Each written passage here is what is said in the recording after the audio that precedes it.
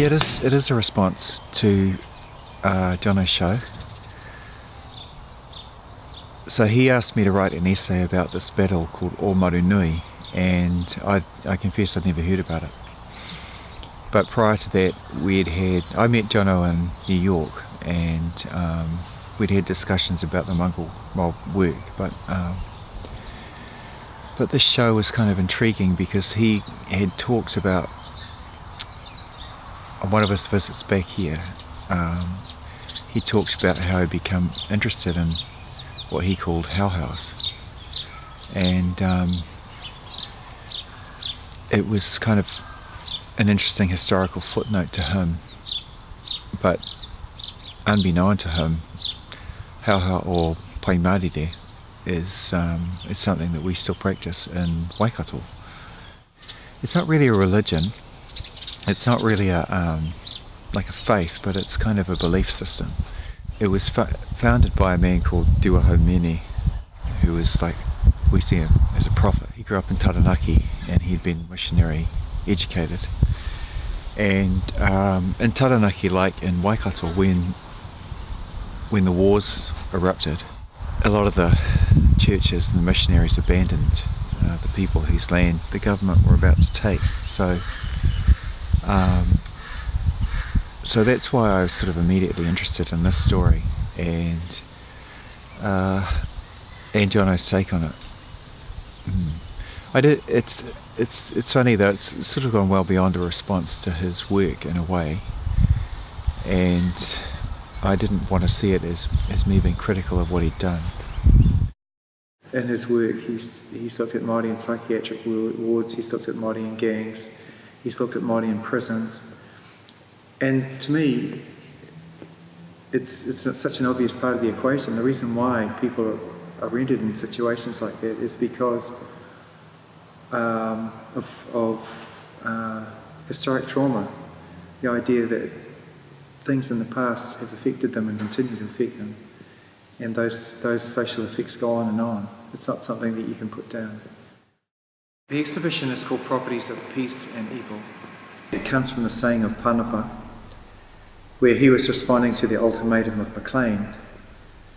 He wasn't sure what the intentions of the people were, so he actually asked them, "Are you here for evil or for peace?" And Panapa replies and gives this sort of very enigmatic response, "He taonga te pai, he taonga te kino." So, and that was interpreted as evil is a property and peace is a property.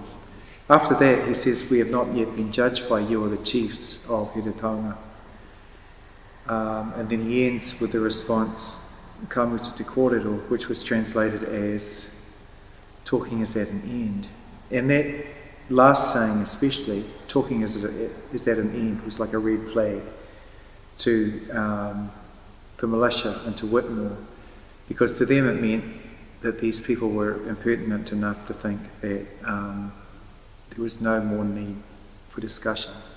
In actual fact, that expression, "kamutu te kōrero," is just a colloquialism for a convenient way to end the letter. You know, okay, that's the end of the discussion. It's not so conclusive as to say talking is at an end, but that's how it was taken. 34 people were killed in this engagement, and it could have been completely avoided. And some people believe that Maclean actually orchestrated the whole situation, that they were invited by Maclean to Napier to discuss land claims, and conveniently he was away when they arrived, 2 weeks. When he came back, he wrote this ultimatum and sort of claimed no knowledge that he had sent word to them. And then it ended so tragically when it could have been all avoided.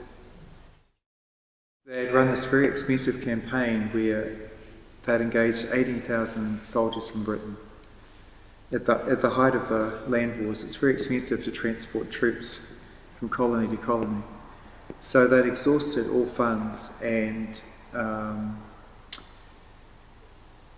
completely exhausted their connection, if you like, with the Colonial Office, who found it a very expensive campaign, shipping, as you can imagine, British troops from the Crimea, from India, all the way to the bottom of the world, Aotearoa.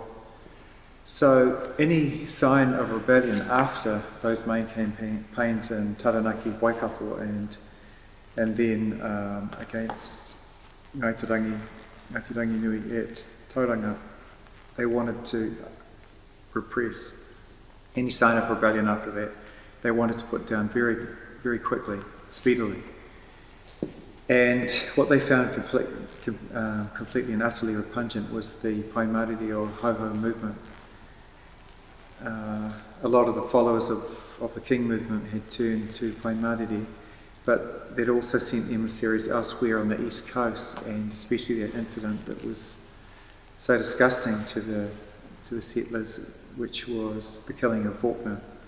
So after that, any sign of rebellion they wanted to put down.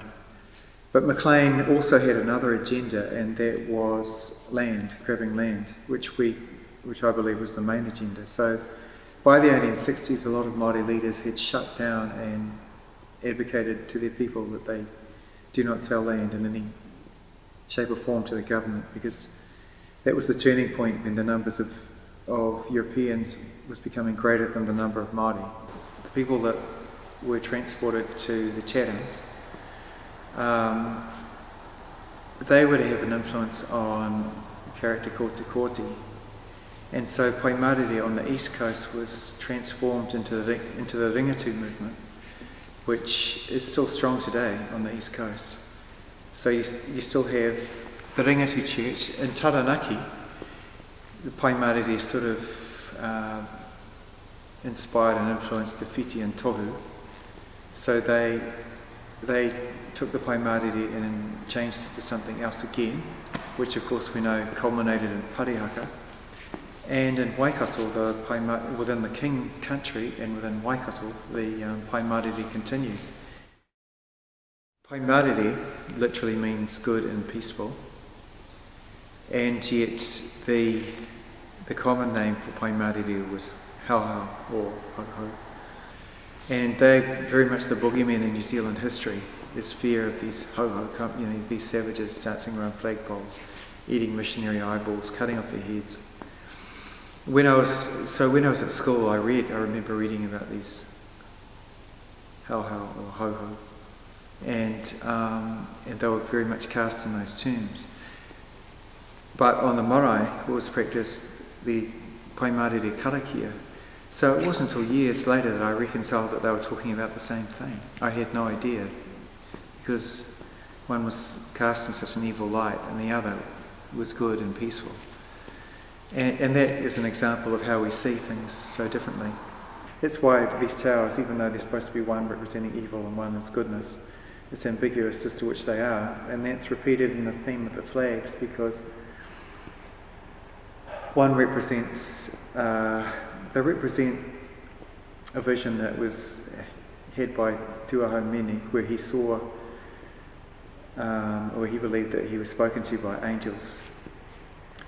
But it very much came out of his training from missionaries, and he was interested in Gabriel, these archangels of Gabriel, who was also called Ruda or ruler, and Michael, who was seen as Ariki or Riki. So these are flags that would be put up on the flagpoles of the Pai Marire to represent those different aspects of man.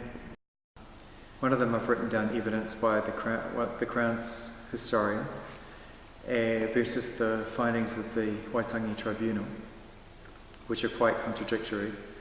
And then on another one I have an historian called James Cohen, who was one of the first people to write about the land wars, or Te Riri Pākehā, as Māori know it as. And so what he says in his description of Omarunui is quite different, say from an interpretation by Des Kahotia, who's done a doctorate on the Pai Marire, and how you can look at that in alternative ways. And then the other two are email exchanges between Jono Rotman and myself prior to his exhibition.